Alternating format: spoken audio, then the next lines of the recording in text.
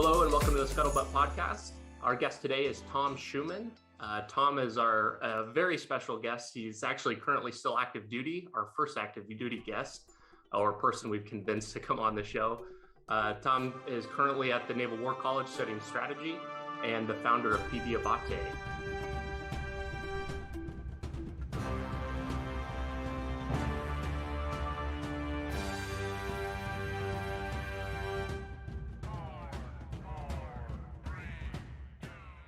Tom, welcome to the show. Hey, thanks for having me. Appreciate it. Yeah, thank you. Absolutely. You were somebody that I think at least 3 or 4 of our prior guests have recommended that we talk to. So it's good to finally have you on. Big expectations, big shoes to fill for you today. So I would say something highly recommended. Forget all of that. I am a big, under promise, over deliver. So let's just say I suck. Let's start with that I suck, and then go from me sucking, and then we'll set the bar super low. Yeah, there you Really go. good. I like it. Give us the story about how you got here. What possessed you to join the Marine Corps, and lead us up till now in the short and sweet version. Yeah, the shortest and sweetest version. The shorter and the sweeter, I think. And so I think my story is definitely pretty a boring story, but one that has had interesting characters along the way. And so I think it's much more interesting to talk about the folks that I've encountered, and because they're what really makes my story have any value. But 9/11 is the down and dirty. I was in high school, and I never desired to serve. Didn't know probably that the Marine Corps was a branch of service.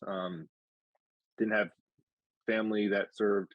Wasn't watching GI Joe. Didn't have So, but that happened. I was in high school. I said, okay, I'm going to do something about that. And I think there's the additional layer is that my mom, who came from a very hard background, she didn't graduate high school. She had me when she was 19.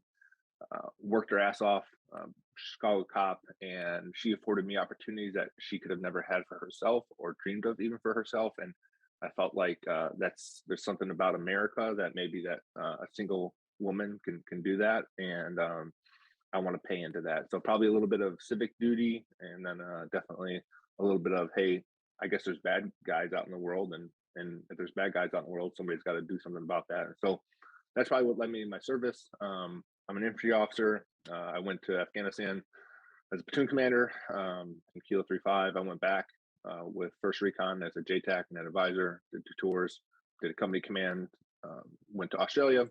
And while I was in Australia, I read a book. I read Charles Dickens' Great Expectations, and I said, oh, I like books. And then at the same time, the Marine Corps said, we need somebody to come teach literature at the Naval Academy. I didn't know where the Naval Academy was. I'm not an Academy guy, but I said, well, I like this one book, and if they're going to let me go read books and talk about books, I could be down with that. And I wanted to get out of my comfort zone a little bit. I wanted a new challenge. I'd been in the infantry for 10 years. And so threw in my application. Next thing I knew, I was in the graduate program at Georgetown. It was nothing like I had assumed graduate school would be like, or an English program was like. I wasn't an English major, so I thought we would just, you read the book that you like, you write a little 3 to 5 page book report about it. Negative. That was not the case. I was immediately getting my ass kicked, and I always say it was like I showed up to the MLB All-Star game and Randy Johnson was throwing 100-mile-per-hour heaters, and I was like, I should be in the T-ball league. That's what grad school felt like. I taught a couple years at the Naval Academy, and from there I was selected to attend the Naval War College. So that's the career. That's how we got here. A couple of things I want to touch on there. I'm sure that you're cut from steel if your mom is a Chicago police officer. Talk about some big shoes to fill. That certainly is something. And 2, more of a question, is the only requirement to teach Marines English like having read an actual book? Like, or is there? Yeah, I think I don't know what the Marine Corps is thinking, truly, picking me to go teach English. I had failed English in college, not for a lack of aptitude, but a lack of effort. Not something I'm proud of. Wasn't a great undergrad, college student. I can't tell you how I ended up in that program. I'm glad I went, but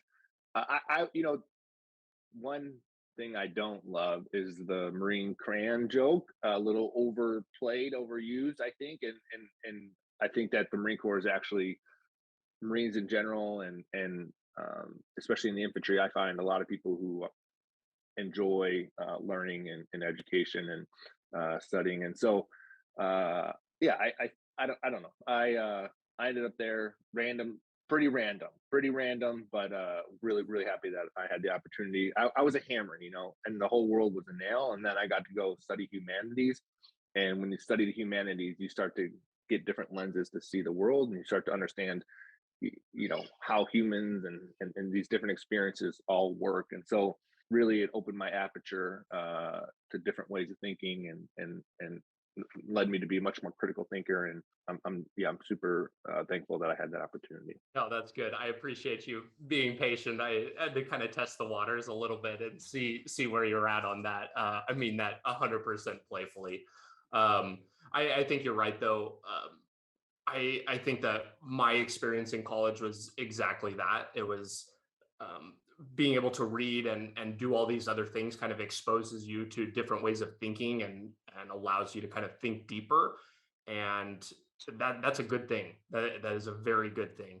I think the military encourages that, but maybe not as much as they should, at least on the enlisted side. I don't know if that was your experience on the officer side though. Sure. When did you go to college? How old were you? So we exited in 2018, and I don't know, what was that, a couple of years ago? 25, 26, yeah. 25, 26 years old. So a little bit older. Yeah. I think that's the key. A lot of 18-year-old dudes probably aren't ready to be serious about their, education, and I think that immaturity is really the kind of the key ingredient. Some definitely are. There are plenty of 18-year-old dudes who get to college and take their studies seriously and do well. For some of us, I think, at least in my case, that's not where I was at 18 when I started college. I was just total bro idiot. So I think going back to going back to college at 33 was a much different experience. That I actually said, oh man, someone is paying me to put something into my brain right now. What an awesome opportunity. I should take advantage of this.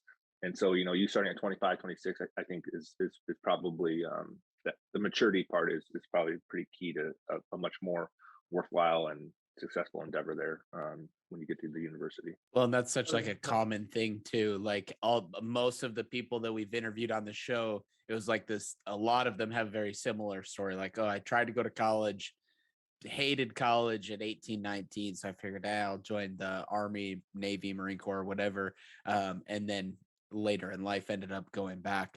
Did you join the Marine Corps as straight as an officer, or did you start out enlisted? I commissioned as an officer. I was in ROTC while I was in college. And even some of the 25, 26-year-olds who kind of get out after the first or second enlistment that go to college, I think the ones that have that still have a tough time, just don't have the humility going in. They think like, oh, I've seen some shit, I've been to Iraq. I know. It's like, okay, like, well, how everybody would tell me when I was getting my ass kicked in grad school, it's like, you've got all this experience. You need to tell them about what the world's really like. Tell these 22-year-old grad students I'm like, we're studying Hamlet. Like, what am I going to say? Well, in Afghanistan, it's like, who gives a shit? We're talking about Hamlet. Like, it's not like it's not a time for me to start trying to tell people about attacking an enemy machine gun positions. Like, it's time for me to learn about literature and writing, and so I think veterans who even after their service still have that a challenge. I think you got to take off the ball cap. Don't go to school with a Coyote desert tan backpack, take off the Punisher t-shirt, and go there as a place like, hey, this person is a doctor in this subject. They and what an awesome opportunity to listen and to learn and so I think you and that's probably the other thing. When you're 18, you think you know everything. And as I get older, I realize I know less and less. And so I think that's probably the other thing, is that you got to go in there with an ounce of humility, and it makes that experience, I think, much better. Why do you think, and I don't think that people going back into, well, let me start over. I agree with what you're saying 100%.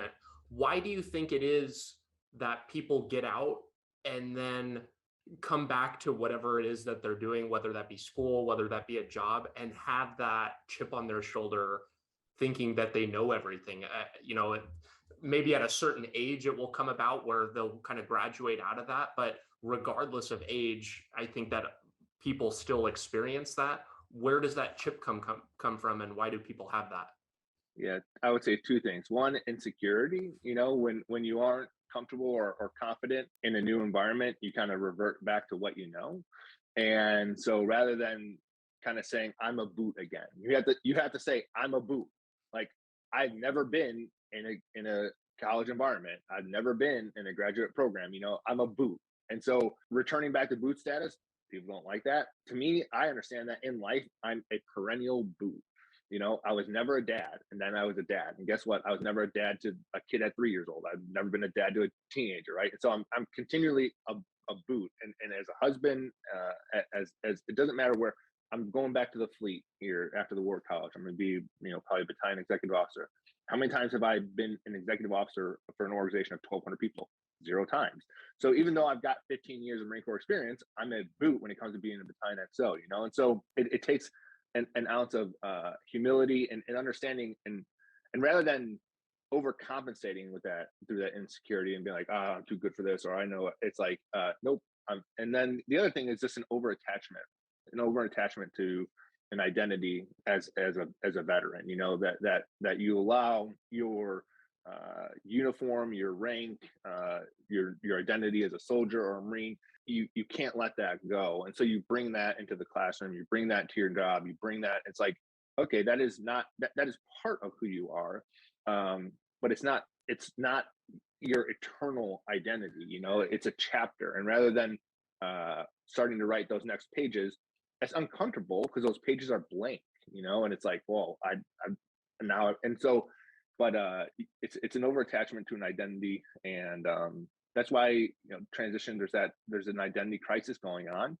And rather than, it's going to be uncomfortable no matter what. Transition is always uncomfortable. It doesn't matter if you did a study abroad in high school or in college, and you went to Rome or London for a semester. You come back and you feel a little bit different. There's always transitions. If you go on a long vacation and you come back from your long vacation, so transitioning is hard. And but to be successful, you have to kind of let go of some of those things in your past. And that's scary. I'm not saying that it's easy. It's hard, but if you want to grow, evolve, progress, then you've got to go through some of those growing pains of where, these new experiences. Yeah, I think that that's very true. And especially I feel for those people who joined the service at 18, because I think that they face a unique challenge when they get out, because they haven't had the time in their adult life to kind of establish maybe who they are. Well, you're going to be a lot different when you've spent your entire adult life serving the military, and then you get out and it's like, oh, there's like not even any remnants of anything to kind of like look back on almost. Mm-hmm. So I think that there are unique challenges on both ways. It sounds like to me that you've got a really strong long-term learner's mindset. Is that something that you've always had, or where did that come about? And what kind of transition to that, I guess, did you see over your time in so far? Yeah, the long-term learner's mindset is a great way to put it. I would say, no, that's not something I've always had. I think when I came to the fleet, I felt like I knew what I was doing. I think there's too many people that it used to be like, oh, officer think they know everything, and you've got to just always defer or default to your platoon sergeant or your squad leader. If the officer doesn't know anything and isn't prepared to command and lead, then they shouldn't be commanding or leading, And so there's a balance of, hey, I'm here for a reason. because I've been trained and schooled to be able to lead you. Also, there are plenty of things that I still have to learn here. So I'm going to be deferential at times to my squad leader or my platoon sergeant. But if I can't lead, then find some. Then just make the platoon sergeant the platoon commander. And so I think I hit the fleet probably still with an understanding that I was going to be learning from other people's experiences, my NCOs, my staff NCOs. But as far as like a real commitment to learning, I would say, and this is very regrettable, it wasn't until company command that I started to get serious about being a student. And so it was my battalion commander, a guy who I really respected. He was very, very smart. And he said, I didn't start getting serious about my personal and professional development till way too late. And I was like, well, this guy is really smart. He's much smarter than me. And I'm not really committed to that. I probably ought to get busy about that. And so I think that's when I started to get curious. And when you get curious and you had that desire to learn, that was really kind of the genesis of my journey into being a lifelong learner. And then I think I couple that with the idea is that you've never arrived. At no point do you arrive in life. I think you always have to earn your seat at the table. You have to always earn your keep. And people who are through learning are through. You're just through, period. And so at any point in life, if I feel like, okay, I've got it, I know it, I'm probably in a really bad space, I think. And so to me, there's, and like I said, the more you learn, the more you realize there's more to learn. And so I'm in this phase of kind of constantly trying to hone, shape, and develop my most lethal weapon, which is my mind. And so you can spend your entire life kind of sharpening that and investing in that, and there's going to be more. And so that's where I'm at now, is that I know that every day I got to go earn my keep. What do you think is the most important thing to starting down that journey? Obviously, it's kind of an open-mindedness and willingness to be wrong a lot and admit that you don't know everything. What kinds of things did you do, or maybe can other people be doing to kind of start that journey? Yeah, I mean, you said a willingness to admit that there's some things that you don't know, otherwise known as humility. And so I think, again, it starts with an element of humility, and then you pair that humility with curiosity. And being curious, having the desire to learn, I think is really what's going to help you expand that aperture. And so, but I find that once you start, you just have to start. And so once you get into one book, you're going to want to get it. And so when I'm reading a book, I see a reference to something else. I'm like, oh, what the hell is that thing? And so now I've got like 4 books open, and I'm trying to cross-reference each the material across each one. And so I think it's just about having that curiosity with the element of humility. And once you get going, it's just like anything. When you go to the gym, it's always the hardest part about getting back into fitness is just starting. It's always the just starting part. And once you get going, even if you suck, even if you can't move a lot of weight, you're like, okay, like I'm and so same thing, if you haven't been reading, and if you haven't been taking serious, your studies, it seems maybe really intimidating on the just on the outside of that, but you just got to start climbing. And then once you start climbing, once you get in there, you'll find that. It's the same thing with writing. It's like, how can I write? It's like, I don't know how to write. It's like, oh, just put a word down on the paper, and then like put another word down on the paper, and like you'll find that at some point you've written something, and it may suck, and that's fine, but you just keep working at it. You've been writing for some time? I started writing in grad school, so that's 2018. And what I found through writing is I really started to make meaning. And to me, I had done 3 deployments.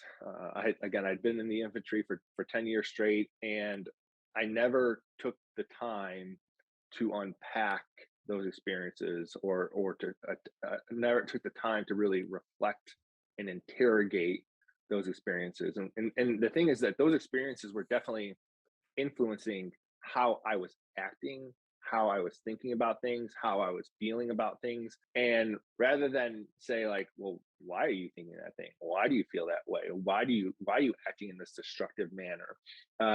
it was easier just to say, well, I've got Marines, I got to focus on my Marines, I got to, and so to me, I was scared. I think what I would say is I would use the excuses that I was busy. I'm too busy, I don't have time. It's like, no, you were scared to kind of try to find out what was going on and what was at the root of some of these issues that I was experiencing.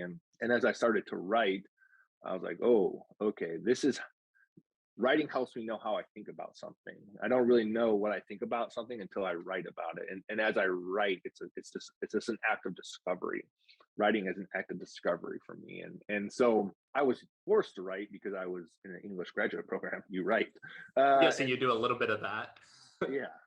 And I was studying moral injury and Vietnam film and literature, and so much of the Vietnam experience resonates, I think, with the people who fought in the global war on terror. And so it was like there was an intersection with my personal experiences with what I was studying and what I was writing. And so, but once you turn it on, I think it's hard to turn off. And so once I started to use that creative kind of side of my brain, I haven't been able to shut it off. And so I've been writing regularly since 2018. You talked about some of the intersections of Vietnam and the GWAT and some your parallels maybe to those stories. What were some of your biggest takeaways or aha moments from beginning to write and putting all those things together? Yeah, it's the moral injury, I think, is probably the moral injury component of the Vietnam soldier and Marines experience to what I had experienced. And can you kind of just back up a little bit and I guess explain moral injury? Like I kind of got an idea, but just in case anybody's unfamiliar, kind of walk through, I guess, what that is. Sure. Moral injury really comes down to the idea of betrayal. And so, what that looked like in Vietnam is the idea that you were sold a strategy that was probably not a strategy at all. And if you read the Pentagon Papers, or if you ever watch the Ken Burns documentary about Vietnam, you'll find that from the president to the SecDef to basically everybody in government and on the military side, everybody knew we weren't winning, and everybody knew that this was a kind of a failed cause, but they wouldn't. They still kept pushing, I think, mainly for political ambitions. But so the idea in Vietnam and other moral injuries, like you're issued this new weapon, they started to get the M16s and they weren't working. And so when the government gives you something that it's supposed to help you or support you, and then you find that thing doesn't work, that's a betrayal. There's a lot of friendly fire in Vietnam, especially from artillery and close air support, and a lot of that. So you're in a bad spot. You call from artillery, and then that artillery ends up killing you and your friends. That's moral injury. And so it's ultimately a betrayal of trust in somebody and someone or something that you've been trained or led to believe is actually there to kind of take care of you or protect you. And so when you look at not having a good strategy, I think it's pretty obvious that our strategy wasn't great in Iraq or Afghanistan. I experienced moral injury really at the tactical level, at the company level, where my leadership, I felt at the company level, often wasn't looking out for my best interests. And so I would say it's like blue on blue. It's almost like fratricide. It's not actually being shot at physically, but it's when I would go out and I would fight the Taliban all day, and that was no problem. Because Stoics have this term premeditation morum, a premeditation of people. And so when I go outside the wire, I expect that the Taliban is going to try to shoot me, right? That's why I'm wearing a flak and a Kevlar. That's why I have a Condition 1 weapon. That's why I have a machine gunner with me. That's why I've been training for the last year to locate close with. I've been doing fire and maneuver. I've been doing medevac drills, all of my training, because I understand that I'm going to go out to a place that's hostile and danger, and that there's going to be this competition where you're the hunted or hunter, you're the predator or prey, and that in the arena of combat, it's a life or death struggle. And I understood that. And so when I go outside the wire, I'm in the yellow. So Colonel Cooper had his color codes, and the yellow means I'm alert and I'm aware and I can respond because I expect that bad shit's going to happen. And it did. But when I come inside the patrol base is supposed to be an area that I can rest and refit. The patrol base is supposed to be an area where I can take off my flak and Kevlar, and I should be relatively safe. So I'm vulnerable. I go condition 4, I take off my gear. I'm now vulnerable because I think I'm within friendly lines. And when you find yourself inside friendly lines and still under attack, that's where a lot of that moral injury comes. And that to me has been, I was physically wounded in Afghanistan. I had all kinds of experiences outside the wire in Afghanistan, but the wounds that have taken the longest to heal definitely were the things that happened inside the wire, and that's kind of still what I'm trying to reconcile and work through. Do you find that you lean more towards writing for that type of thing to help reconcile those wounds, as you called them? Yeah, and storytelling. So just whether it's through writing or speaking those stories into existence, I think is where a lot of the healing and the catharsis occurs and the meaning occurs. As part of my capstone project with my graduate program, I started this idea called Kill Zone, and it's the idea that at some point you're going to find yourself on the X. At some point, something traumatic is going to happen. At some point in life, you're going to get ambushed. Whether in combat or just in everyday normal life, everybody experiences that trauma or experiences that ambush. It could be cancer, a car accident, your kid gets sick, whatever. Some point that it's coming for you. And what I wanted to explore is how can we be more resilient so that left of that trauma, we can start to get our defenses up so that we diminish the amount of trauma that occurs when that ambush actually finally happens.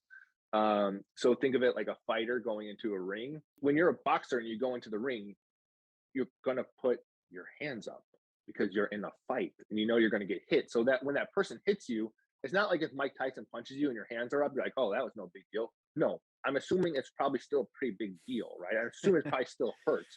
But I also assume that if your hands were down at your side and he punched you, it's going to be a little bit worse, right? And so I was kind of saying, like, let's be more resilient. Let's get our hands up, because this thing called life has plenty of ambushes out there, and we're in a fight. And so, okay, so now I've been hit, right? The ambush happened. I'm in the kill zone. I've been hit because it's happened and it's going to happen again. And that's just life. Okay. Well, now I got to start to recover. And so the act of recovery or getting off the X. And the first part of recovering, I think, is identifying where you're injured. Where are you hurt? And we do a really good job in the military of teaching Marines, soldiers, and sailors how to assess a physical wound. Okay, you've got a gunshot wound to your arm. Like, we're going to put a tourniquet on. We're going to put you in a sling. We know how to assess and treat physical wounds. What I feel like we don't spend enough time talking about or thinking about is invisible wounds. And so what I kind of characterize it is there's routine, priority, and urgent casualties. In a routine casualty, you can usually do self-aid. Routine casualty means I sprained my ankle. I got to just tape it up and then I can walk it off. Priority casualty means, oh, well, maybe I got shot in the leg and I got to have a buddy kind of help firemen carry me off, right? I need that buddy aid. I'm a priority casualty. Well, urgent casualty is like, I've got a sucking chest wound. And I need to get to a higher echelon of care. And so too often when we put this into the invisible wounds place, I think it's like, okay, am I routine right now? Am I just having a bad day? Am I in a little bit of a funk? All right, there's some things that I know I can do to kind of help myself get in the right headspace to kind of push through this little routine. And we have to acknowledge that sometimes you just have a bad day. Sometimes you just are sad. Sometimes you're angry. Sometimes you're lonely. And what we've done is we've indoctrinated veterans to think that anytime you feel anything other than being happy, something's wrong. And it's like, no, that's life. And in life, sometimes you have a shitty day and sometimes you don't feel. And so it's like, oh, I must have PTSD. I'm angry today. It's like, no, like being angry is just like, you get cut off in traffic. The person cuts you in the coffee shop line. It's like, that's not PTSD. That's just you having a normal response to whatever's kind of going on. And so we got to normalize first and foremost that feelings other than happiness. And so that when I'm a routine casualty and I'm having a feeling other than happiness, I say, okay, hey, look, you're just having a little bit of a funky day. It's no problem. Like we'll get through it tomorrow, okay, but maybe I'm a priority casualty and maybe I'm having a couple bad days, or maybe I can't really kind of shake this thing that I'm going through. And it's like, okay, that's when I talk to my buddy. I say, hey, buddy, I got an issue. And here's what I'm going through. And then maybe just by talking through that experience with my buddy, and my buddy who isn't listening to respond, my buddy who's somebody I trust, my buddy who I can be vulnerable with, my buddy who's empathetic, who's actively listening, here's my story. And often it's just by sharing that story with someone, I start to feel better, you know? And so my load is lightened by that. And then but sometimes I am an urgent casualty. Sometimes I've tried to shake it off. Sometimes I talk to a buddy about it, and maybe I have an actual real something seriously going on. And so just like if I got a sucking chest wound, I wouldn't say like, oh, I can probably treat this gunshot wound to the chest. Like it's no, I went to TCCC. I went to Combat Lifesaver. I got the sucking. I could no. And just like if I had a sucking chest wound, I wouldn't say, hey, buddy, I'm probably going to die in the next 60 minutes, but you're my buddy. You can probably just hook me up here. No, if I have a sucking chest wound, where do I want to go? I want to go to the fucking doctor. Like I want to go to the surgeon that knows how to treat sucking chest wounds. I want to get to a hospital. I want to get to a higher echelon of care when I've got. And so sometimes we've got that invisible wound that's a sucking chest wound. And rather than get to the doctor who's trained to treat that, we're like, well, maybe I can like just walk this one off. It's like, no, motherfucker, you got a sucking chest wound. Like you need to get to the doctor that treats that shit, you know? And so I think, and the idea is like, well, you're either you're too prideful or whatever. And you're like, I'll just keep, I'll just keep pushing. And what you're doing is like that blood that you're spilling, it's not contained, you know, you start to have collateral damage when you don't go to that higher echelon of help. You're not a self-contained entity, because the people who love you and the people around you start to suffer because you won't go get the healing and the help that you need. And so all that to say is I started this Kill Zone project in grad school. I started to write about it, how we can be more resilient, how we can start to find better pathways towards recovery. And then what I wanted to do was I wanted to go talk about this publicly. And so I started to go to veteran open mic nights.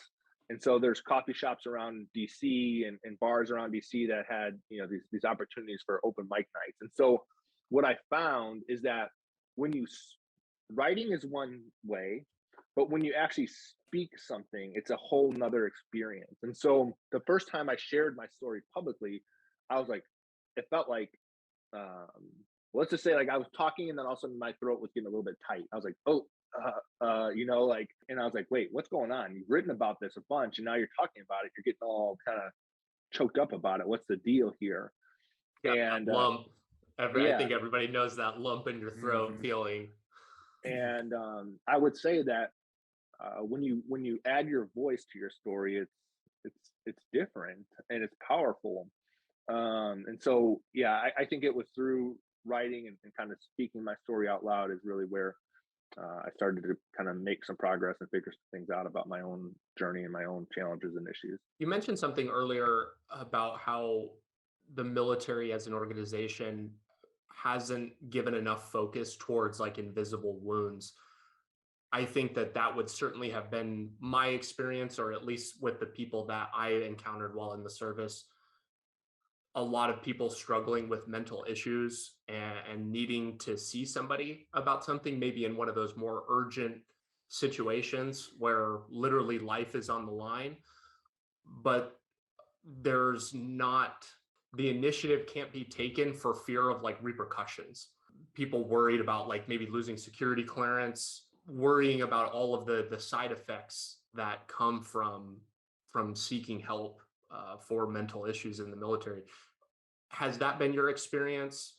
What do you think about that? And what do you think is the solution to like a big problem like that? Yeah, I think, you know, whether it was World War II vets or Vietnam vets, or maybe even the 90s or early 2000s, there was the idea of like, you know, just be a man, suck it up. And you can't talk about that. And we don't, and you know, you're a soldier on or whatever. And so I think the pendulum was way, way off in the wrong direction. What I noticed is a massive pendulum swing though, throughout my time of service, where it started to almost feel like we were being treated like children or like a baby, where it was like, I came back from my second deployment, and I was just a one person on an advisor tour. And so when I redeployed back to the States, I flew back with a headquarters element from, like, it's called the MEF, which is like the highest level of, like, think of a division, like brigade division. The MEF is like, and I was back with the MEF headquarters, and I was in their like 1 week transition course back into America. And the chaplain was like, hey, you all have been damaged, you all have been hurt, and was kind of almost prescribing that we were messed up. And I was like, I mean, the majority of the people on this team had Wi-Fi and ice cream and, like in a coffee shop. I don't know if like they've been seriously damaged from this deployment. Not to say that being deployed wasn't hard. Of course it's hard. You're not with your family, you're not with your friends. I don't think me, the grunt, the combat vet, is the only person that has a challenging deployment. It's not to say that those people didn't have real challenges while they were deployed and had to make real sacrifices. It's just to say, like, let's not prescribe them PTSD. Let's not prescribe them that like they're damaged. And there was this conversation. I was listening to these. I was a captain. I was listening to these two lieutenants from the headquarters team, and the guy's like, "Yeah, man.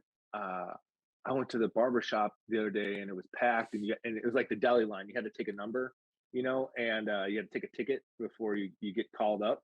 And he's like, someone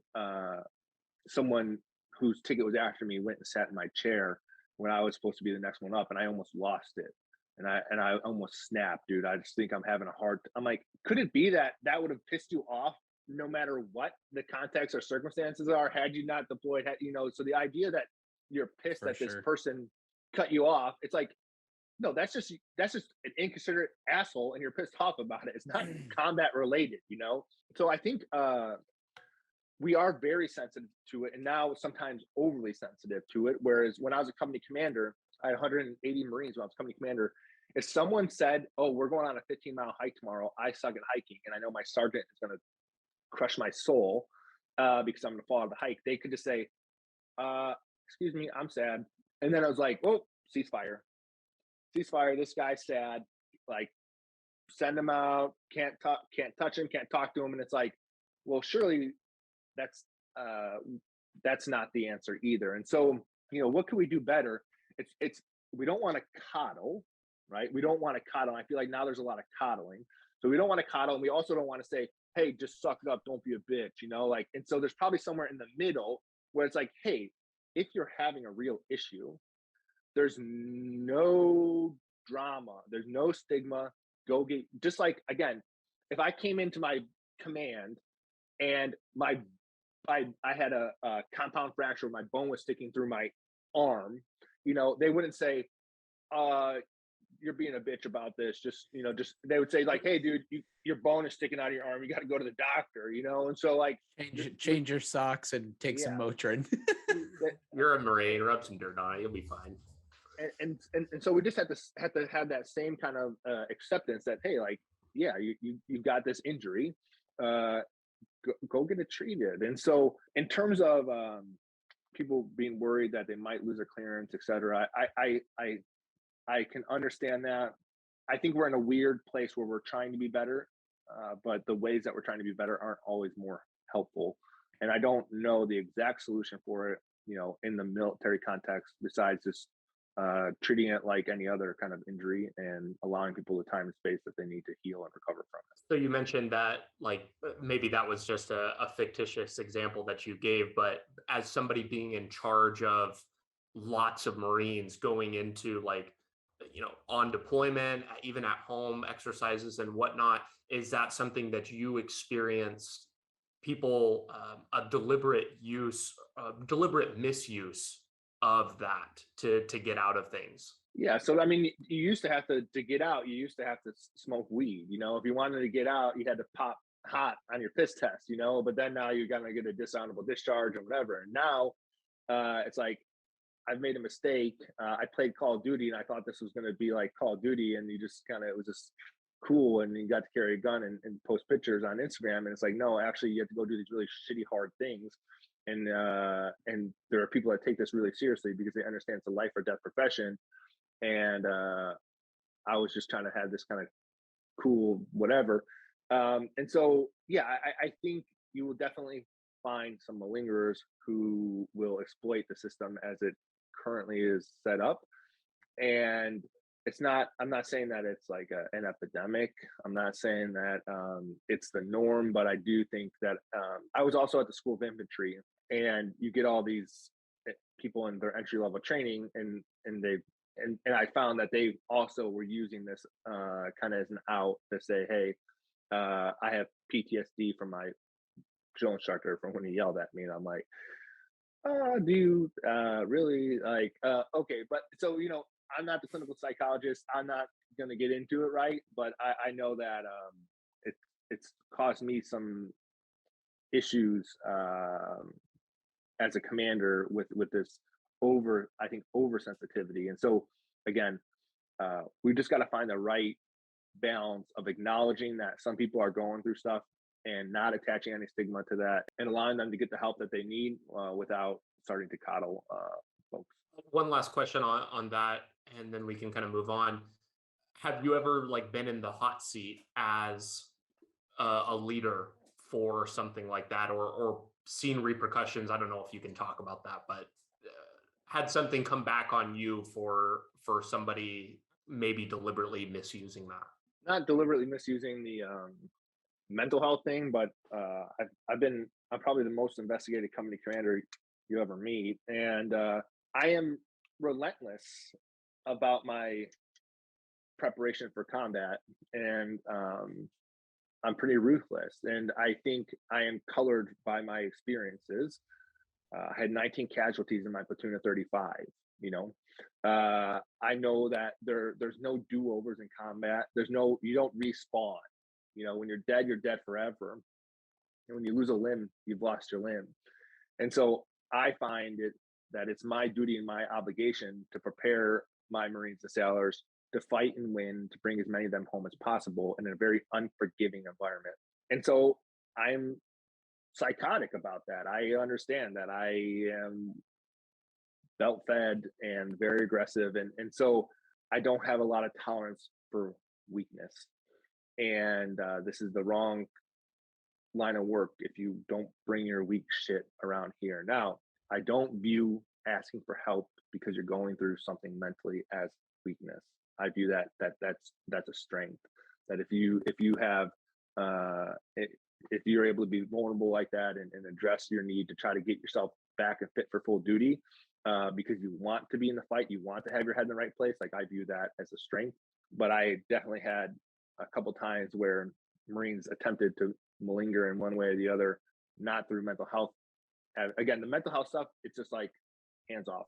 You can't touch it. You can't mess with it. It's go to the wizard, get the help. Maybe you're exploiting the system, maybe you're not, but I know that I'm not going to fuck with that. But a couple times where maybe I felt like a Marine was trying to be a little bit soft, whether that was on a hike or I have a couple of stories that led to investigations that where I felt like somebody was trying to be a little bit soft, and I didn't have any time for that shit, and I got maybe a little bit of trouble. What if it, I don't know how much you can share or want to share, but what does getting in trouble look like at I don't know what rank you held at the time, but what does that look like? Yeah, so there's two instances. They're not the only two times that I got investigated as company commander, but the two that, so you call it a command investigation, and it's stressful when an investigation happens. People start poking around in all your shit. They're looking under every rock. They're reading through your emails. They're checking the logbooks, and it's never. I always that I had the moral high ground in whatever I was doing. I always felt that whatever I did, whatever decisions I was making were for the betterment of the organization as a whole. And so I always believed I had pure intentions. And so I wasn't necessarily afraid that someone would find anything out, but it's still an uncomfortable place to be when you have an investigating officer looking in and do an interview with you got 150 Marines, they're doing an interview with all these Marines, and someone's having a bad day and they're pissed off at you. It's what could they say? And so it's an uncomfortable situation. And I had a Marine who was UA. He was in Lake Havasu and he was too drunk and he missed rifle range. And the next day, where are you stationed at the time? How far away is that? A long ways? 29 Palms. It's a couple hours outside of 29 Palms. So we're not like 5 states away or anything. No, but it was just Monday morning. He was supposed to go to the range and he didn't make it back from Havasu in time. The next day, the squad went out on a run. I had this one great sergeant, Sergeant Smith, and the Marines still hung over and falling out of the run. So he's kicking his ass to the front and keeps saying, get to the front and not nice language, right? And then they go to the gym. And so now they're at the gym at 7 a.m. where everybody in the regiment's at the gym. You know, it's not like this didn't happen behind closed doors at 2 a.m. with a gas mask and, you know, any of the type of bullshit. It's at the gym, and this hungover individual can't do a squat, you know? So he says, okay, hold this medicine ball and maybe that'll help you get deeper in your squat because you're half-assing these squats, you know? And so the next day I had a Marine, not that Marine, but one of his buddies saying that he wanted to request mass because he felt like his friend had been hazed. And I said, okay, like, of course, if you want to request mass, you are afforded that opportunity to request mass. If you're making a hazing allegation, you don't have to request mass to make a hazing allegation. You could just make the hazing allegation and we'll investigate it. But let's talk about hazing and what happened. And then, so we talked about it. And at the end of it, I said, you know, here's the definition of hazing. Do you still think that Marine was hazed? And the Marine said, no. And I said, okay. And do you think you do still intend or desire to request mass? No. Okay. So I had this first sergeant who was a PFC lover, right? He loved the PFCs. He emasculated my NCOs at every corner. And I was talking to him. I said, hey, first sergeant, the Marines don't understand what hazing is. You know, I had this Marine in here making a hazing allegation. He just didn't know what hazing is. I want you to talk to the company about what hazing is. And he's like, oh, sir, well, if you have any hazing allegations, you got to report that to higher. I'm like, I don't have a hazing allegation because he left my office and said he doesn't have any allegation of hazing. He's like, well, he came in the office with a hazing allegation, so it's a hazing allegation. I'm like, first sergeant, it's over, it's done. We're not bringing this up. Either way, a couple days later, he told the command behind my back that I was trying to bury a hazing allegation. So that was uncomfortable. Investigation happened. I got a non-punitive letter of caution. In Australia, I had a Marine get poked in the eye from a radio antenna. He was walking around in the dark and got poked in the eye by the antenna. And oh boy, here we go. And this wasn't a great Marine to begin with. And he said, I sent him to the doctor. He said, I can't see. So I sent him to the corpsman. The corpsman sent him to the medical officer. He was evaluated by the medical officer. Medical officer said, you got poked in the eye. You're cleared to train. He came back to me and we're doing a 40K because in Australia, it was absolutely psychotic how much we walked. And we were doing a 40K and he's like, I can't hike. I got poked in the eye. I'm like, how are your feet? And are your feet okay? And I'm like, okay, then you're walking. And so I made this Marine hike. When we got out of the field, he said, you know, I still can't see. I was like, okay. So I sent him to an ophthalmologist.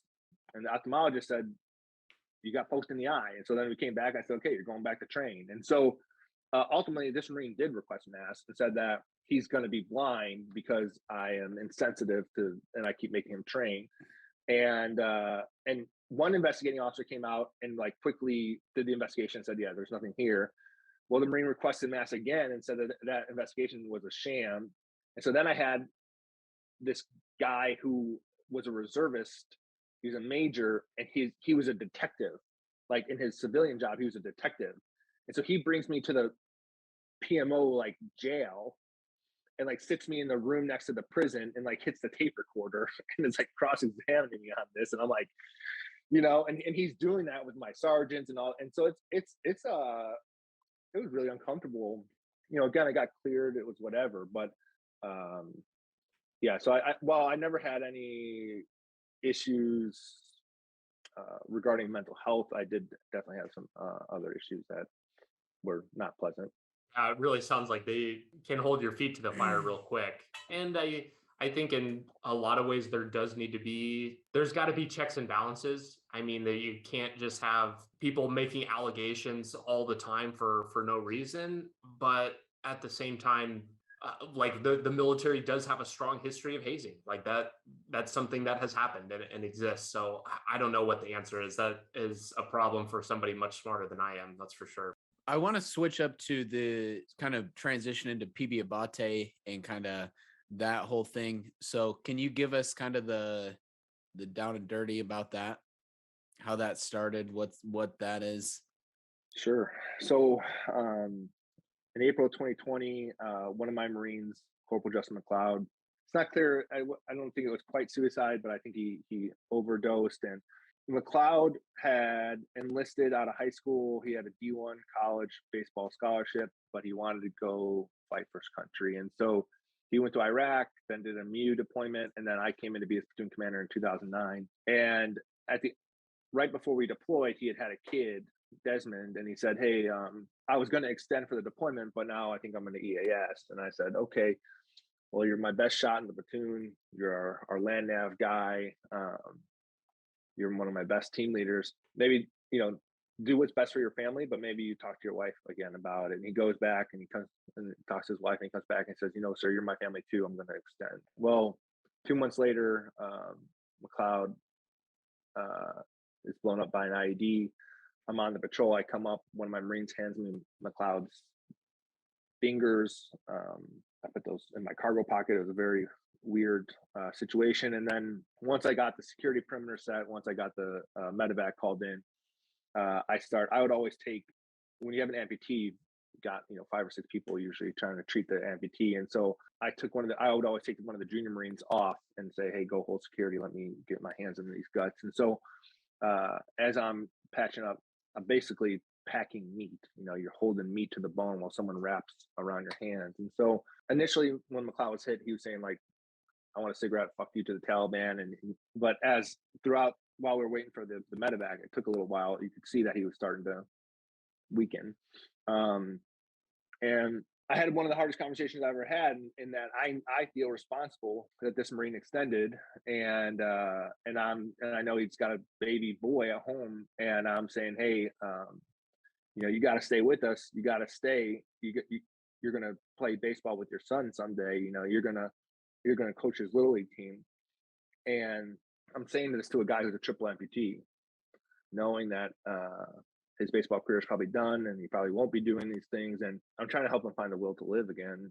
And he did. He grabbed hold of that will to live, stayed in the fight, but he was still fighting that fight for the next 10 years. He was in and out of surgeries, constantly on heavy medications. And so I lost McLeod, and that was really tough because the time I had my own baby daughter, and like I said, when you're in combat, you're in the yellow. When you're in combat, I know that people are going to try to hurt me today, and I'm prepared for that. But I put my daughter to bed, and I came back, and I had a message from one of my Marines that said, "Hey, sir, can you give me a call?" And it's like 10 o'clock on a Friday. That I'm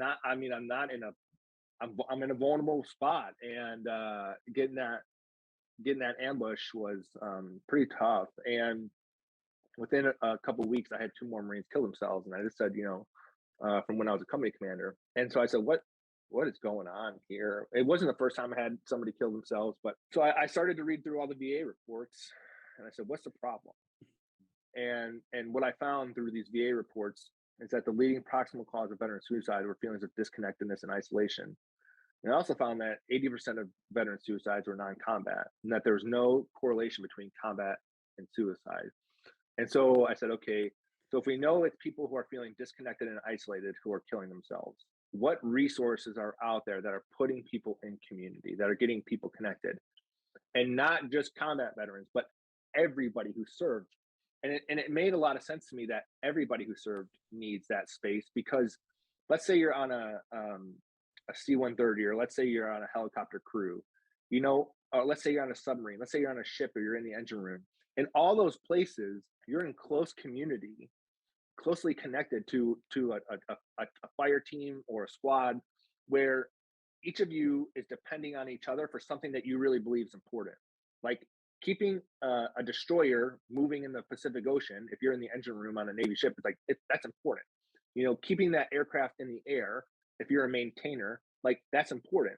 and there's life or death consequences with that. And everybody in your team, if it came to World War III, everybody in that team would die for the person to the left and right. That's an incommunicable experience where everybody is signed a check in the military. And so the idea that only the grunt or only the special forces have that need to community, I thought, that's not what the data suggests. And when you think about it like that, it would make sense that kind of anybody might have struggle with that when they start to miss that as they transition. And so I was hoping to find an organization that was inclusive to everybody, that would put everybody in community. Okay, so if the reason that they're killing themselves is because they feel isolated and disconnected, hopefully there's an organization that says, hey, if you serve, you can join our community. And what I found is that 99% of the resources out there were dedicated to 1% of the community. And that community was your combat veterans, your special forces, and your combat wounded. That was really encouraging to me, that our nation has rallied around the people who have sacrificed the most. That was encouraging. I'm grateful that we live in a country that so many people have committed to helping the people who sacrificed the most. But I said, why does it seem like that's where we started and ended? And isn't there enough space out there? Can't we find some room to be a little bit more welcoming and inclusive to kind of everybody who's raised the right hand? And so I said, I don't see it. I did all my research. I said, I don't see an organization or community out there that's going to welcome everybody. And so I said, well, I'm going to go get a space, a physical space. I wanted to be a physical space where anybody who served, anybody who's raised their right hand can come out to and get that connection and find that community. And so I got a 350-acre ranch out in Montana, Thompson Falls, about an hour and 45 minutes outside of Missoula. And we called it Patrol Base Abbate. And the idea is a patrol base, again, like I talked about, is a place that you can rest and refit. A patrol base is a place that you can take off your gear, be vulnerable around the campfire, and make those kind of connections. And the idea is that you rest, refit, you get that tribe so that you can get back outside the wire. A patrol base is temporary. It's not, you don't stay there. You got to get back out on the patrol of life. You got to get back in your communities and to your families and continue to serve. We're men and women of service. And so you need a tribe, and you need a purpose. And so the purpose is continue to live lives of service and sacrifice. And so I named it after my sniper, Sergeant Matthew Abbate, who was killed on December 2nd, Navy Cross recipient. He's the greatest warrior I've ever met, and I wanted to continue to keep his legacy alive. And I found that no one, I couldn't think of anyone more that I would want to kind of keep telling and sharing that story. And so the idea is that you're going to come out, and it's not my patrol base, right? It's your patrol base. It's anybody who served patrol base. So there's physical dirt. There's an actual place that every veteran, every active duty, every reservist, every National Guard can say, I have a space where there's dirt and it's real and I belong and I'm welcome there. And no additional qualifiers. And so the idea is, like, what I kept finding is that all the services that were out there said, you got to check this box. You got to be disabled enough. You got to have a disorder. You got to have just tried to commit suicide. You got to have just, have an overdose. You got to be the guy who killed Osama bin Laden, And so I wanted to say, hey, what if we create a place where that instead of being intentionally exclusive, let's create a place that instead of a place that says you don't rate my services, you don't rate to be. I said, what if I created a place that said, hey, you raise your right hand, come on in. And as a guy who can check a lot of those boxes, I don't want to be narrowly defined by my wounds, by a disorder, by one of my disabilities. I don't want to. I want to say, hey, I'm Tom, and I recognize the value of connection and community, period. And so and I thought, like, let's get left of bang. All these resources exist for people who have already transitioned, who are in a moment of crisis.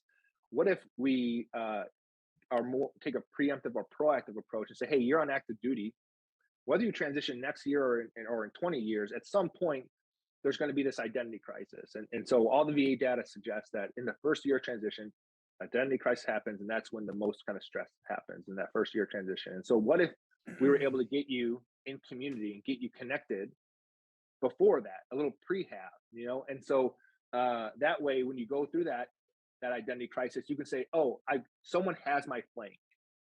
You know, I've got someone watching my six.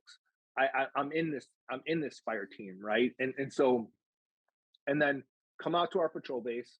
We're gonna do whatever you're into. You know, we did last year. We did a hunting club retreat. We did a fight club for jiu-jitsu and MMA. We did a strength club for people who are into lifting weights. We did a book club, and we did a music club. And we're going to continue to expand that. So come do the thing that you're already into. So you've got a common interest there, and then you've got a common narrative of other veterans. So we all speak veteran, you know. So it's these people that you can trust. It's the people who are into the thing that you do. Come do our programming, get around the fireside, get connected. You're going to do some work at the patrol base, because we want you to work at the patrol base, because this isn't a retreat like you're going to Cancun where you put cucumbers on your eyes and you just drink a pina colada. We're going to put you back on a working party and get you sweating again. And so, you know, the idea is you improve the position while improving yourself. You know, leave the patrol base better than you found it, and you're going to leave yourself better than you found it. And then get back and continue to be a man or woman of service. And so then we have 43 local chapters right now. So we've got patrol base at Abbate, Boston, New York, Chicago, Carolina, Southern California, Utah, you know. And so the idea is that you can sustain that community. There's an enduring community where you're actually physically located. And those local chapters are predicated on, there's a social component. So sometimes you go for a hike with your local chapter. Sometimes you go watch the UFC fight with your local chapter at Buffalo Wild Wings. But then, you know, once a quarter, let's go out and do a service project in our community. And to me, I'm a big narrative guy. I'm an English person, right? And so I think about narratives. And I thought this narrative around veterans who are entitled, damaged, broken, victims, special. This is not the narrative that I'm not satisfied with, the way that the media or society or culture is kind of discussing what it means to be a veteran. Too often that is a veteran. People think of veteran and they think unstable, like ticking time bomb, guy with a cardboard sign who is asking for change on the side of the road. Like that's not the veterans I know. And so let's challenge that narrative and let's elevate it, and let's be men and women who continue to serve and address the greatest needs in our community. So whether you're going to the soup kitchen or the women's shelter, or you're going to pick up trash on the beach outside of Camp Pendleton, like let's demonstrate that we're not victims, we're warriors, and we're going to continue, and we're people of continued service. And so go serve in your home, go serve in your community, and walk point. Find a place to walk point again, and so that's what we provide with our local chapters, and that's that kind of continued purpose. And so we've equipped you with the fire team, we've equipped you with the tribe and community, and so and now we're going to continue to find ways to feel purposeful. And so, you know, you're a podcast that talks about transition, and I think too often there's a failure to adapt. There's at entry level training, you can rate a discharge for failure to adapt, meaning you weren't able to socially adapt to a military environment. Well, what do we do? We indoctrinate you. We inculcate this kind of teamwork, selfless mentality, and then there's a failure to adapt that occurs when you transition out of the service. And so, why is there that failure to adapt? And one, it's because you are holding too tightly to that. Your whole identity has become who you were as a Marine, soldier, sailor, or airman. So that's we kind of addressed that, I think, at the beginning of the podcast. But also, I think of like the hero's journey. So Joseph Campbell kind of talked. He wrote extensively on this concept of the hero's journey, and that means that in your life there'll be a call to action, and then you answer that call to action, and then you got to leave where you're at. You got to leave your home. You got to go slay a dragon. You got to conquer your challenges, and then there's a homecoming. And so the hero has a call to action. They slay the dragon, and then they come home. And so, you know, where does this archetype start? It starts in the Iliad and the Odyssey. You know, it starts with Homer, and he kind of tells us this first stories of the hero's journey. But you can look at you can look at the Bible, where there's consistent hero's journeys throughout the Bible. You can look at Star Wars, where Luke gets the call to action. You can look anywhere in popular culture to find examples of the hero's journey. And so what we're finding is that it's the homecoming part is so problematic with the veterans community. And why is that? It's because when they return home, they forget what made that service so meaningful. And that's that they found something to feel sacrificial. They found something to continue to serve. And so you lose yourself in service to others. And so you just have to find that thing. So for a lot of people, that thing is now PB Abbate, but you got to find that thing that calls you back to serve. And so you can work whatever your job is, and maybe your job is an accountant, and it isn't like that rewarding in that you're feeling like you're serving. But there are so many opportunities in life. There's so much need out there in the world that there's a way for you to find that call to action again and continue to serve. And so you've got to get outside yourself.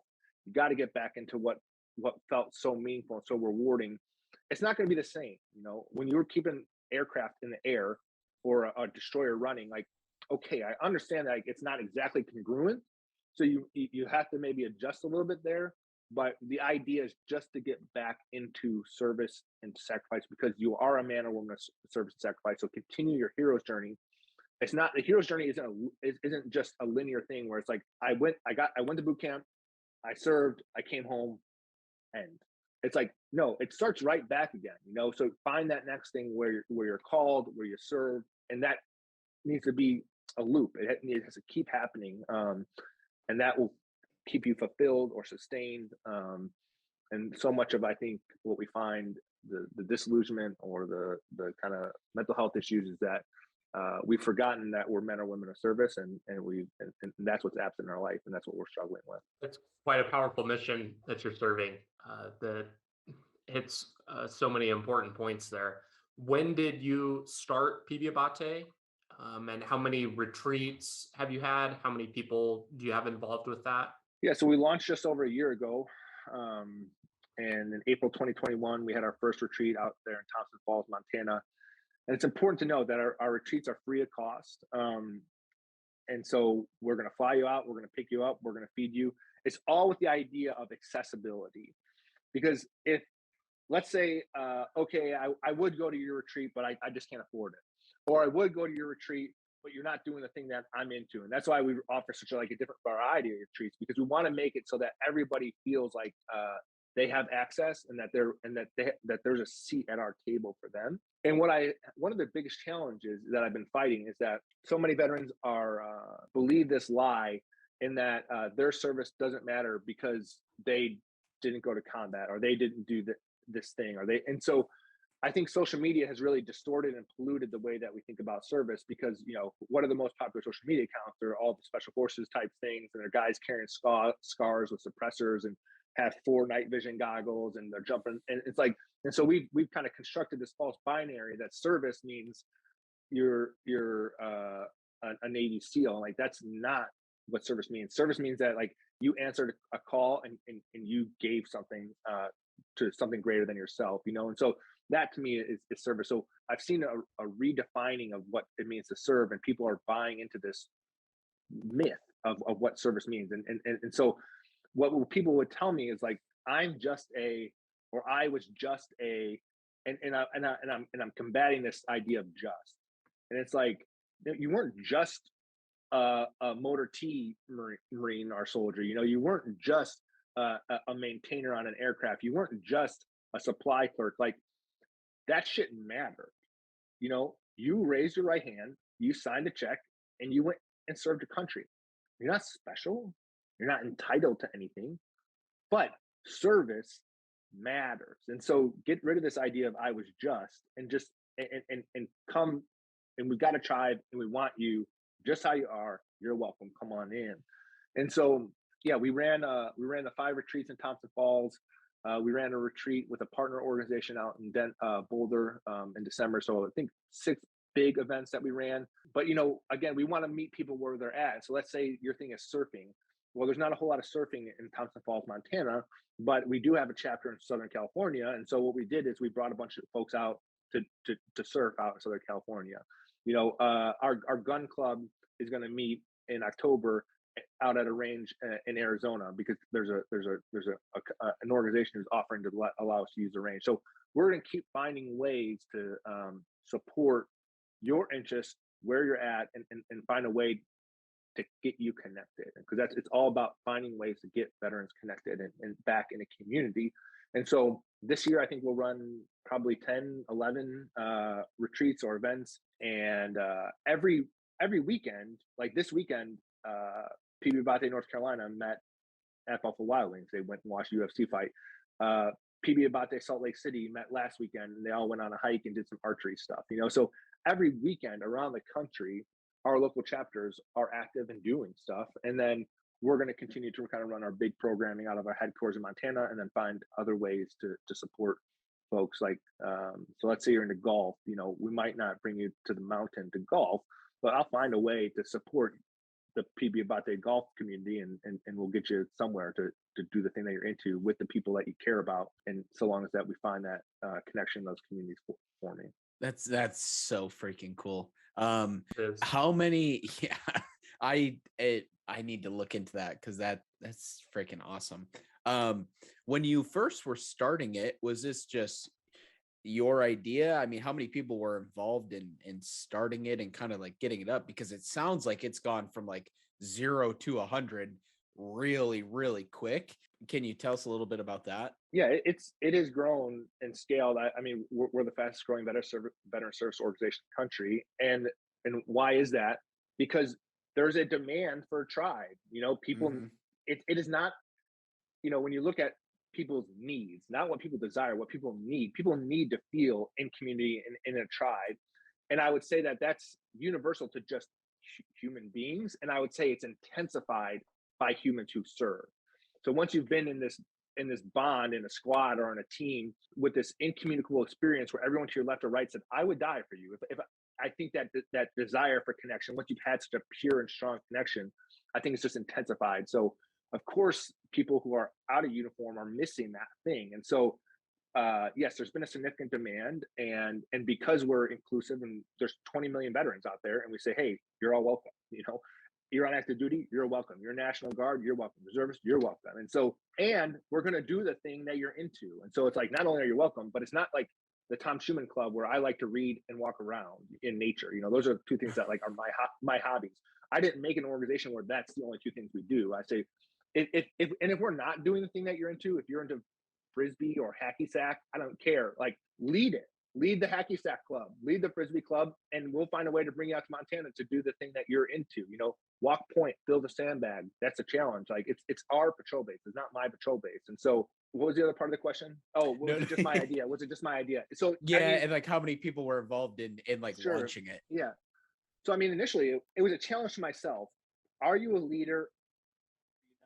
And you see a gap, you see a problem, you're going to pass it off to somebody else. And again, my hope was that there was an organization that was inclusive, that did feel accessible to everybody. And I would just say, hey, how can I fill a sandbag within your organization? What I found is that no, all these other organizations were saying, you don't rate, you're not special enough. And so I said, well, if you're a leader, lead.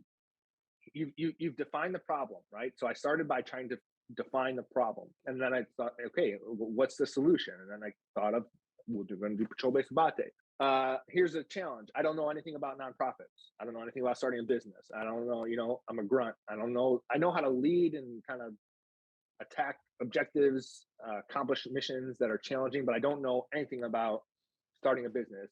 But I do know something, and that is that the reason I've been successful in my career, the reason I've been able to attack objectives in these missions and be successful in that, is that I know how to build a team, and I know the value of a team. I know the value of attacking something as a squad or as a platoon or as a company, and that when you and the amount of and the strength that comes in attacking a problem as a collective. And so the first person I called was my squad leader, Sergeant Trey Humphrey, who he and I were wounded together on November 9th. He lost his leg, and he had some nonprofit experience, and he's just a guy who I knew that can accomplish any mission. And so I said, well, if I'm going to start this ambitious mission, I'm going to go to the guy who I know who's accomplished every mission I've ever given him, and who has some expertise in the. And then I called a Gold Star. Also on November 9th, Robert Kelly was killed in action. 2010, and his sister, Kate Kelly, now Kate Fox, she had worked in nonprofit space for a long time, and so I called her just for her nonprofit experience and expertise. And so those were the first 2 phone calls I made, and I pitched my idea, and I got them on board to kind of support the mission. And then for hundreds of hours. By the way, I'm teaching at the Naval Academy. I got a shit ton of kids. For hundreds of hours, I'm calling experts: how to start a business, how to run a website, how to do accounting management for donations, what insurance. I don't know how to do insurance. Sure. What are the legal requirements here? And so I'm calling people and just listening and taking note after note and filling up notebook after notebook of just saying, hey, you walk this path. You know how to run a business. You know how to run a nonprofit. And so would you be willing to just share your knowledge with me? And so, yeah, I made hundreds of phone calls. I spent hundreds of hours on the phone, just listening, taking notes, and learning about the nonprofit space and how to run a business. That was extremely labor intensive. And every time I got to give you a pitch, every time I got to get you hooked as to why you should care or support or offer me your advice. And the thing about Patrol Base Abbate that makes that a little bit more nuanced or challenging is that if I called you and I said, hey, we're the disabled veterans charity. Hey, we're the charity for paralyzed veterans. Hey, we're the charity for the Navy SEALs. It's like, oh, well, naturally you're going to feel inclined to say, like, I want to give you $5 or I want to give you my time, because it's so easy to see that, I talked to the guy who runs the organization Stop Soldier Suicide. What a great organization. What a great mission to stop soldier suicide. But when he makes a phone call to someone and his organization is titled Stop Soldier Suicide, people are like automatically like, okay, yep, like I can see. And so when I'm saying, hey, I'm Patrol Base Abbate, I'm trying to get veterans in community and get them connected, it's like, well, why does that matter? Like, and so you and I know, because we're service members, we know why being in a fire team, why having that tribe matters, but people don't necessarily understand that the depth of that or why that's so important. And the data suggests that when you are in community, you are less likely to commit suicide. When you feel connected, when you feel like you're doing something purposeful, right? That's why we got the service element of this organization, that you're in a better headspace with your mental health. And so we can pull the string and connect the dots to why what we're doing here, but it's going to take me a minute to explain that to you. And so I've got to give this pitch over and over. And that's fine. I'm happy to do it, but it was very labor intensive. Ultimately, we formed an awesome team, an all voluntary staff that was just willing to, and my challenge to everybody was, hey, we're building this patrol base and we need everybody to fill a sandbag. This is an all hands on deck. And so if you know how to do IT, guess what? You want to come fill a sandbag and do IT? If you know how to do marketing, I got a sandbag for you to fill. Come fill the sandbag. And so it's going to take everybody filling a sandbag to build this organization, because we're trying to build a patrol base that fits 17 million veterans and everybody that's on active duty, right? So we need everybody to come kind of fill a sandbag. And so, yeah, we built an awesome team with just a bunch of great folks. And we got civilians on our, like, I don't know anything about finance. So, I called a buddy who I went to college with, who went to Chicago Booth for his MBA, who does finance. I said, hey, he's a civilian, but I picked him and I said, can you help us manage the money and tell us how to use the money? And so, we got a mix of, it's mostly veterans, but we got definitely welcome civilian expertise or support. And because I refuse to go out with my hand out and say, hey, I'm this broken, damaged veteran, will you help us? I'm never going to use the victim card. I'm never going to portray us as damaged or needy. Again, it makes it a little bit more challenging that I'm saying, hey, we're warriors. We're going to build this patrol base ourselves. Would you like to come help us build this thing? And so that's kind of where I started, and that's how we built the team that we have, which is now a very large team of supporters and volunteers. I think one of the beauties of having to give a pitch like multiple times is it feels kind of uncomfortable each time at the beginning, because you're like, you feel some type of way and you're really just trying to like get across to the person that you're speaking to, like you want them to feel it. But the beauty is, by pitching it multiple times, it kind of evolves and it gets better each time. You have a better understanding as you walk down the path of it. And I have felt that so much with this podcast. At the beginning, I was like, we're just trying to do this thing. Like we have a podcast. We want you to come on and talk, blah, blah. And then now, like after having done it a bajillion times, it's like, hey, this is what we're offering. This is what we're trying to do. This is why we think that you would be a good fit to come on and talk. And the mission kind of evolves with you, which I think is cool and powerful and solidifies it. Yeah. Can you? What on that? You know, I'm talking to guys who've done startups, guys who know how to do startups, and so they're saying like, you got to have the MVP, the minimum viable product. I think is, you know, and so like, what is it that you do? What is your essence? And I'm like, well, we kind of do and so you're saying like that kind of them challenging and saying like, well, you're kind of going down a couple different lanes. What is the thing that you do that differentiates? Like, why does and so there is so helpful in that. And again, I found that by pitching it to people who have pitched people before and said like, here's how you do it, you know? And then, and the same thing with like asking for money. It's like, if we're going to do, if this is all going to be free of cost, because we don't want any barriers to people being able to, we got to go get some money, and we got to get, you know, we got the 350 acre ranch, and it's very uncomfortable for me to ask for help. I had to, and this is from somebody who's in the nonprofit space, who said, look, you're not asking for you, you're asking for the members of your patrol base. And once you kind of reframe that, like, yeah, I mean, I'm not getting paid anything, you know, I am asking this. Although I shouldn't say that there's a significant benefit to me leading this effort, because it's so rewarding to build a space for all veterans. So I wouldn't say that like there's nothing in it for me. There is. It's super rewarding. But monetary, you know, maybe. Yeah. All right, sorry. Go. What were you saying? No, you're fine. That's good stuff. We may kind of touch on this at the end, but where can people go to get involved with that? Whether maybe wanting to participate on in a retreat, or maybe meet up at a local chapter, start one, etc. Be a part of the retreats, or maybe work for you guys if you guys need help.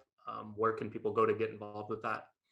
Yeah, so we're on all the social media platforms. We're probably most active on Instagram.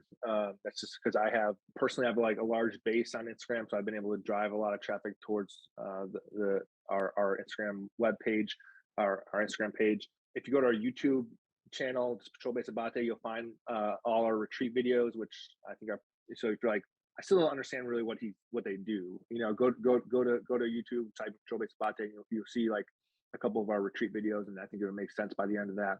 And then, yeah, you just go to pbabate.org, and you can either sign up to volunteer, or you can sign up to join. And so, you know, the idea is that I don't have any money. I don't know how I can support you, or I don't, I'm not an IT or an accountant. I don't know how to support you. It's like, well, could you share?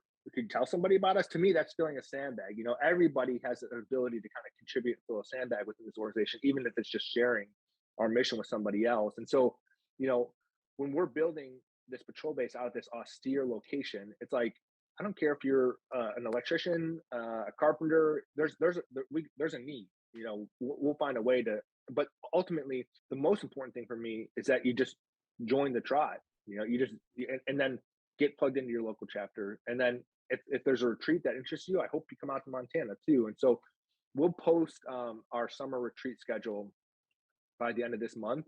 So the applications will be open and live by the end of this month for what we're going to run, what programming we're going to run this summer. But if you just want to join, and I hope everybody who's raised their right hand who's listening goes and joins, you just go to pbabate.org and sign up, and your local chapter captain is going to reach out to you. And if you say, hey, I'm interested in jiu-jitsu or lifting weights, then the strength club captain or the fight club captain is going to reach out and say, hey, welcome to the fight club.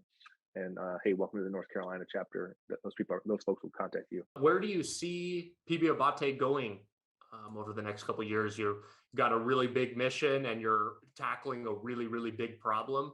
Where do you think you guys are in 5 years? Yeah, I think we're the largest veteran service organization in the country. You know, we're the VFW, we're the Legion. You know, we're for the modern veteran. Well, of course, any veteran who's ever served, so boomers, 50, 60, 70 years old, come on out to patrol base, right?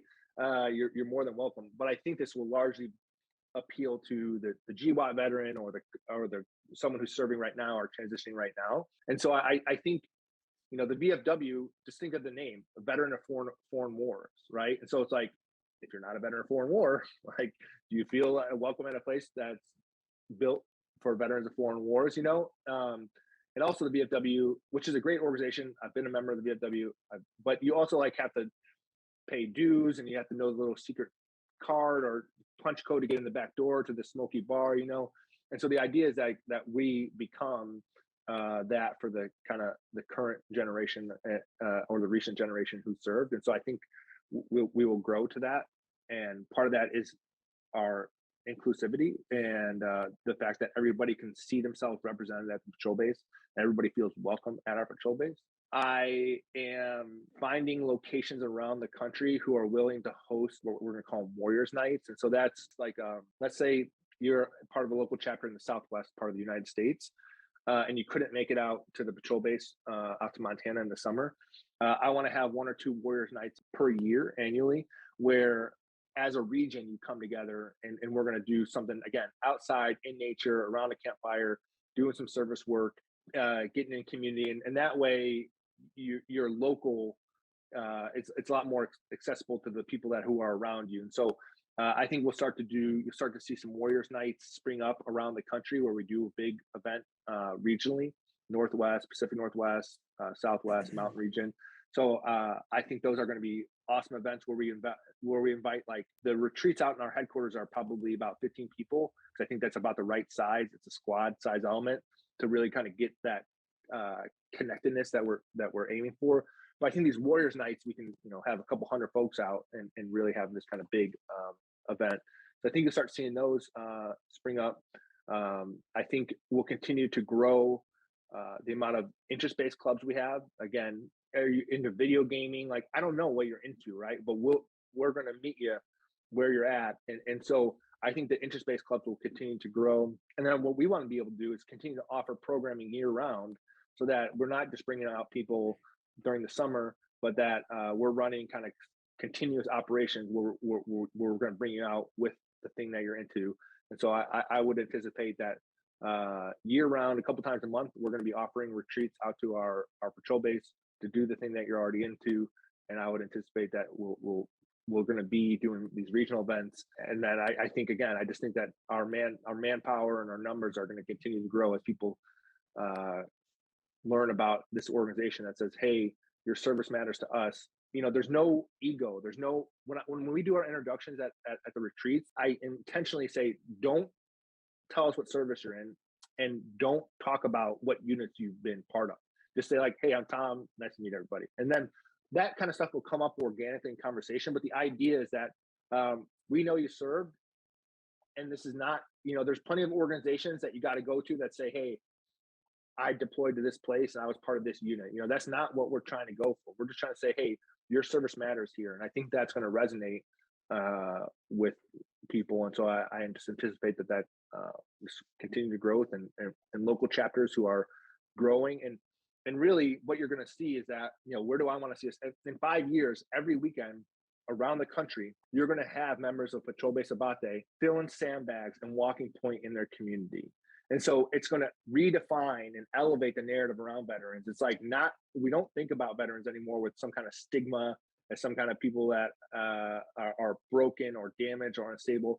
That because when I see a veteran, it's this guy or gal out in my town, and they're feeding the homeless, and they're helping at the women's shelter, and they're cleaning up the beach, and and so to me, my long term is to elevate the narrative around and reimagine what we think about what it means to be veterans. And I think we're gonna lead that effort with that Patrol Base Abbate. I feel like I'm at like a motivational speech here. Like, dude, that's so fantastic. Like I said, that is one of the highest callings. I think the first and foremost, like serving your country, and second is serving those that serve our country.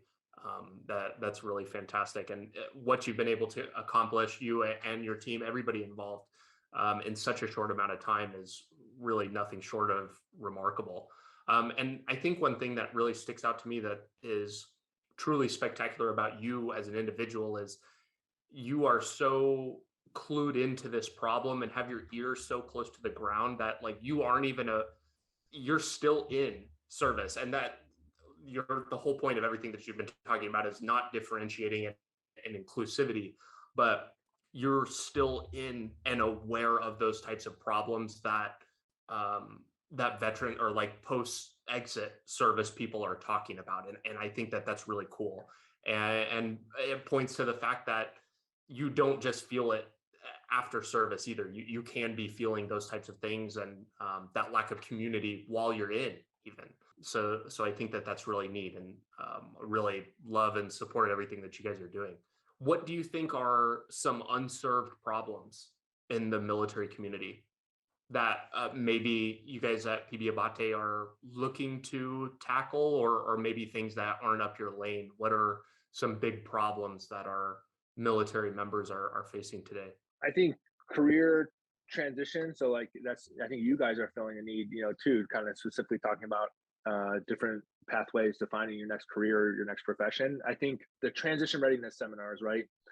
Every service has them, and they're kind of generally considered a joke. And the idea is that when you go to your transition readiness seminar, they say, okay, here, put on a tie, and here, we're going to help you write a resume. You're all set. You're going to be great. People are going to love you because you're a veteran. Like, that's not the case. And so I think those transition readiness seminars would be better served saying, hey, you might fail a couple times while you go out there and you try to figure these things out. And rather than kind of saying like, okay, now that you know how to get dressed and wear a collared shirt and know how to do a resume, you're going to go light the world on fire. It's like, no, you're probably going to start down one path. The door's going to close. Then you're going to, and so like knowing that, you're not defeated. That doesn't mean it's over. It's like, okay, I thought I was going to do this thing after I transitioned. I had all these, you spent the last year bullshitting with your buddies around the smoke pit, kind of talking about what this great idea that you had, it didn't work out that way. That's fine, adapt and then reattack. You take a tactical pause, you reassess, and then you push again. And so I think what we need to do better is to talk about these career transitions or the profession type stuff and say, hey, if the first or second thing doesn't work out, that doesn't make you a failure. That's normal, And so the idea is you keep moving. You only die when you stop moving. When that's when you die. You got to just keep moving, and you'll find the thing that works for you. So I think that's probably one of the biggest things that is underserved in the military, but I always kind of debate, like, how much does the military owe you in preparation for that career transition? Like, what I owe you is good, hard, realistic training to prepare you for combat, keep you alive. I also owe it to America and our nation and your family to hopefully make you a better citizen, to make you a better man or woman. Hopefully, like, you leave the service better than I found you. And I'm talking about morally, mentally, physically, spiritually, like, just you leave a better person. But I don't know if what I owe you is like to make sure that you start with a 6-figure job. Like, I just don't know if that's in my toolkit or within. So, but I think the military is progressing in the right direction a little bit, in that, like, there's all these skill bridge opportunities, all these, and so like we're seeing an increase in that. And so, like, me as a commander, I had to recognize, like, okay, you're leaving, and try to be supportive of you, do your skill bridge, do your internship. And but also I have to balance that with, like, hey, you're a sergeant and you got a squad, and like, I still need you to train them because you're still getting paid. And so that's that's not an easy kind of challenge to kind of work through. And so I would say that's probably one of the primary areas where we can continue to kind of get better, and at least through our education, and at least through having a little bit more honest conversations during transition readiness seminar, rather than saying, hey, here's how you tie a overhand Windsor or whatever, you should be great.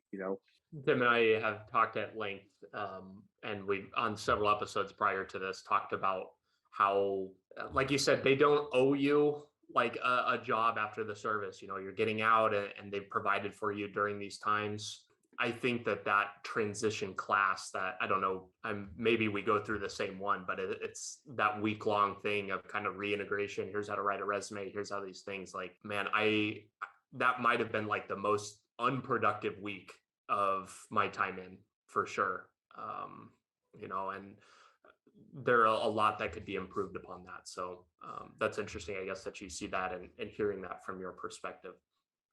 And then the last part about that is just letting people know that transitioning is hard and that you're going to feel a little funky, so like normalizing feeling a little bit funky, feeling funky is fine, so if you feel like, hey, because we hand you a piece of paper and we say you're no longer the person that you've just been for the last 4 years, and it's like, well, I still have the same haircut, I still like I still really like feel like I'm that person that you just told me I was the last 4 years. I feel like I'm a machine gun section leader.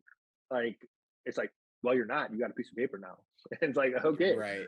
And so, understanding that there's going to be some weirdness in that, I think it's worth kind of being upfront about it.